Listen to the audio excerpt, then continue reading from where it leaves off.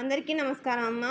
ఈరోజు మనం తెలుసుకుంటున్న అంశం ఏంటంటే 9వ తరగతి తెలుగులో గద్య భాగంలో మొదటి పాఠ్యాంశమైన ఇల్లలగగానే అనే పాఠ్యాంశానికి సంబంధించి టోటల్ నోట్స్ని వీడియోలో చూద్దాం.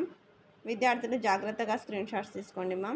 నేను ఇది స్ట్రైట్గా చేస్తున్నాను. మీకు వీడియో ఇట్లా స్ట్రైట్ కాకుండా మధ్యలోకి రావాలంటే మీరు యూట్యూబ్లో వచ్చినప్పుడు దాన్ని ఇట్లా సైడ్కి పెట్టుకుంటే అది చిన్నగా వస్తుంది. దాన్ని ఇట్లా పెద్దగా చేసుకుంటే మీకు పెద్దగా వస్తుంది వీడియో.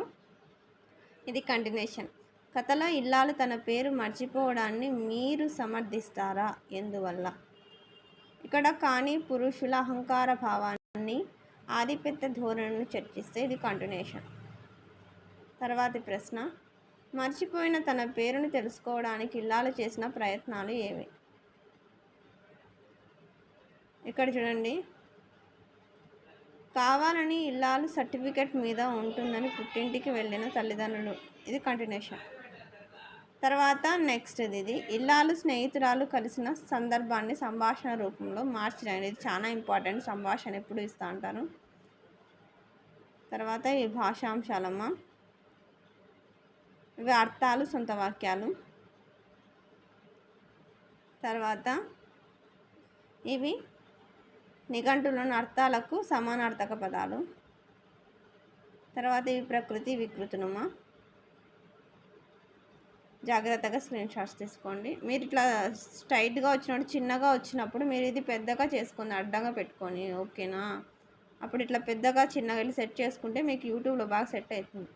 తర్వాత క్రింది సామాన్య వాక్యాలను మా హక్కుల భావాలను మార్చడం, అంటే సామాన్య వాక్యాన్ని సంయుక్త వాక్యాలుగా, సంయుక్త వాక్యాన్ని సామాన్య వాక్యాలుగా మార్చడము.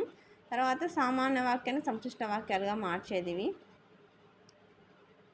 ఇవి చూడండి. విడదీసేది సంధి పేరు రాయడం, మళ్ళీ సూత్రం కూడా.